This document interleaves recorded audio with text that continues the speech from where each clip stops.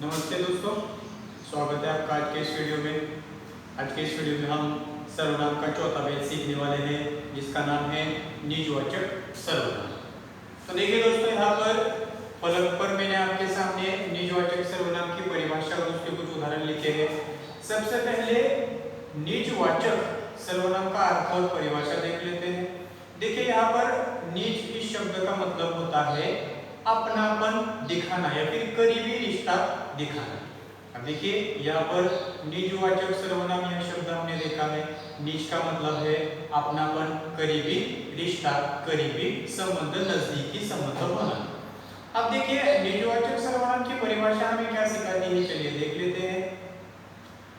निजवाचक सर्वनाम का मतलब है कि जो सर्वनाम शब्द अपनेपन का बोध कराते हैं, निजी संबंधों का बोध कराते हैं, करीबी संबंधों का बोध कराते हैं, और जिन सर्वनामिक शब्दों का प्रयोग वाक्य में आने वाले कर्ता के लिए किया जाता है। देखिए यहाँ पर दोस्तों, हर एक वाक्य में कर्ता होता है। वाक्य में आने वाले कर्ता के साथ निजी संबंध दर्शाने के लिए जो शब्द इस्तेमाल किए जाते हैं उन्हें हम निजवाचक सर्वनाम कहते हैं। अब देखिए, निजवाचक सर्वनाम का मतलब है, निज का मतलब है अपनापन दर्शाना या फिर करीबी संबंध दर्शाना, और निजवाचक सर्वनाम की परिभाषा है कि जो सार्वनामिक शब्द या फिर जो सर्वनाम शब्द अपनेपन का बोध कराते हैं, अपनापन, करीबी संबंध, या फिर जिन सर्वनाम शब्दों का प्रयोग वाक्य में आने वाले कर्ता के लिए किया जाता है। मतलब जो शब्द वाक्य में आने वाले कर्ता के साथ निजी संबंध दर्शाने के लिए इस्तेमाल किए जाते हैं, उपयोग में लाए जाते हैं, ऐसे शब्दों को हम निजवाचक सर्वनाम कहते हैं। अब देखिए, हर एक वाक्य में कर्ता होता है और उस कर्ता के साथ अपनेपन का बोध कराने वाले, करीबी संबंध दर्शाने वाले, जो संबंध दर्शाने वाले शब्द होते हैं उन्हें हम निजवाचक सर्वनाम कहते हैं। उदाहरण के तौर पर यहाँ पर कुछ निजवाचक सर्वनाम दर्शाने वाले शब्द हम देख सकते हैं, जैसे कि आप, स्वयं, खुद, तुम्हारा आदि। अब देखिए यहाँ पर दोस्तों, आप, स्वयं, खुद आदि, ये चार शब्द निजवाचक सर्वनाम के शब्द हैं। ये चार शब्द अगर हम वाक्य में इस्तेमाल करते हैं तो ये चार शब्द वाक्य में कर्ता के साथ अपना निजी संबंध दर्शाते हैं, कर्ता के साथ अपना करीबी रिश्ता दिखाते हैं, नजदीकी संबंध दर्शाते हैं। अब इन शब्दों का वाक्य में इस्तेमाल किस तरीके से किया जाता है और निजवाचक सर्वनाम के वाक्य कैसे होते हैं, उसके कुछ उदाहरण देख लेते हैं। देखिए दोस्तों, यहाँ पर पहला वाक्य मैंने आप लोगों के लिए लिखा है कि चींटी स्वयं अपना खाना खोजती है। पहला वाक्य है चींटी स्वयं अपना खाना खोजती है। अब देखिए दोस्तों, यहाँ पर इस वाक्य में खोजने का काम करने वाली कौन है, यानी कि खोजने की क्रिया करने वाली कौन है, तो इसका जवाब है चींटी। मतलब वाक्य में क्रिया करने वाला जो होता है उसे हम कर्ता कहते हैं। इसका मतलब है इस वाक्य में खाना खोजने की क्रिया करने वाली चींटी है, इसका मतलब वाक्य में कर्ता चींटी है।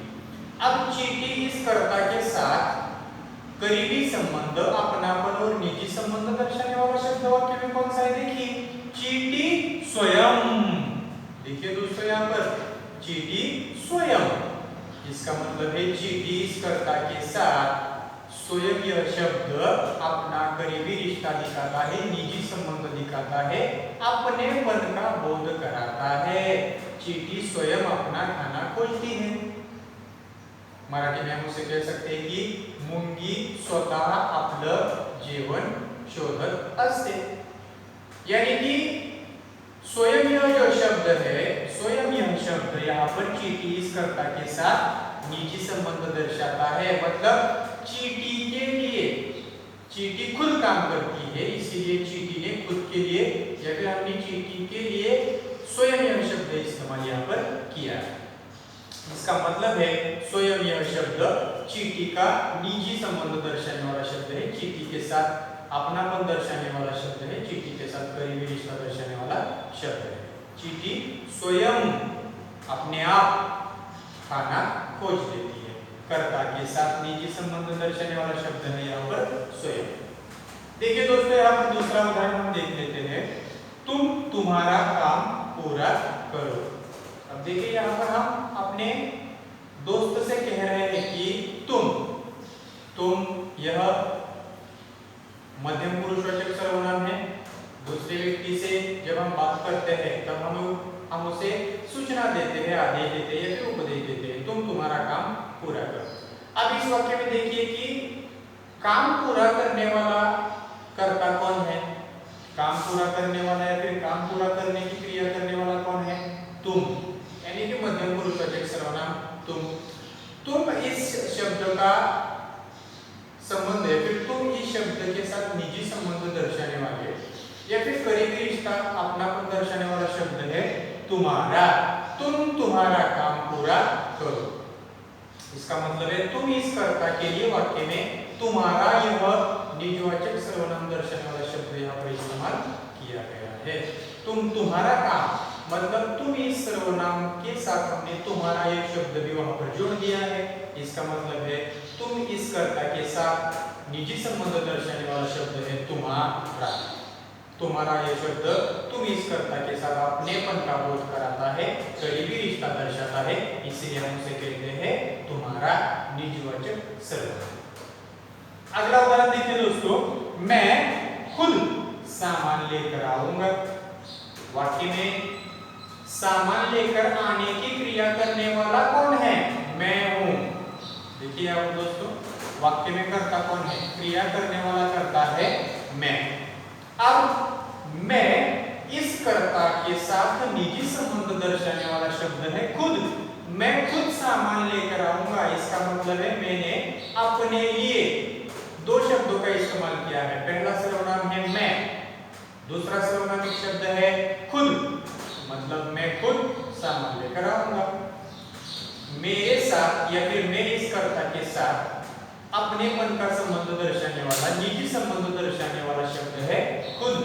मी स्वतः त्या ठिकाणी सामान घेऊन येईल। मी स्वतः म्हणजे माझ्यासाठीच मी स्वतः शब्द सुद्धा वापरलेला आहे। इस वाक्य में मैं इस सर्वनाम के साथ निजता प्रकट करने वाला शब्द है खुद। मैंने अपने आप के लिए खुद यह शब्द का इस्तेमाल किया है, इसलिए खुद यह शब्द वाक्य में आने वाले कर्ता के साथ निजी संबंध दर्शाता है, अपनेपन का बोध कराता है, इसलिए हम उसे कहते हैं निजवाचक सर्वनाम।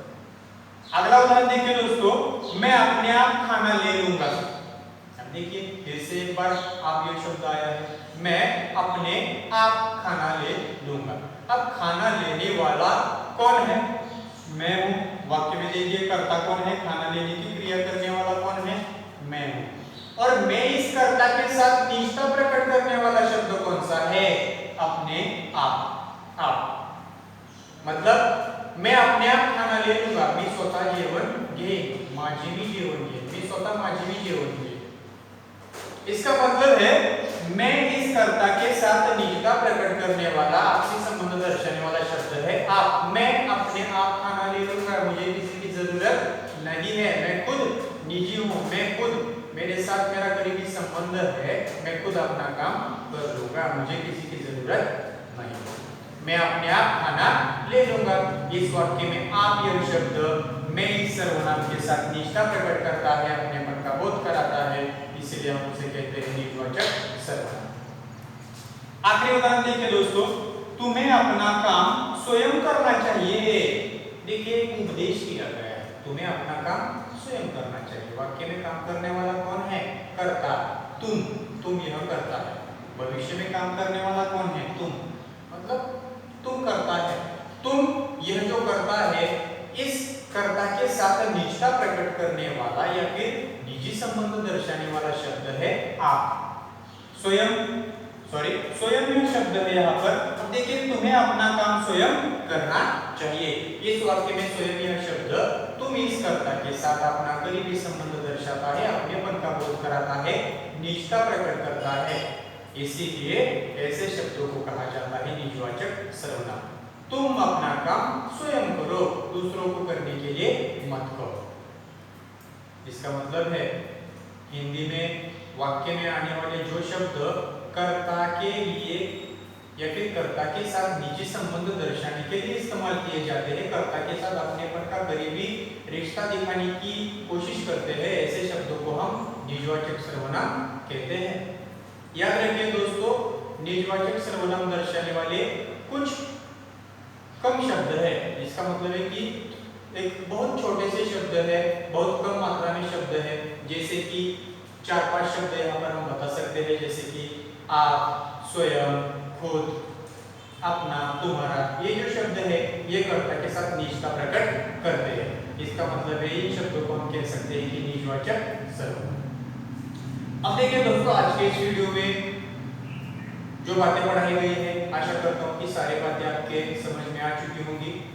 सर्वनाम का अगला भेद लेकर जल्दी अगले वीडियो में आपके सामने हाजिर हो जाऊंगा, तब तक के लिए रुक जाते हैं।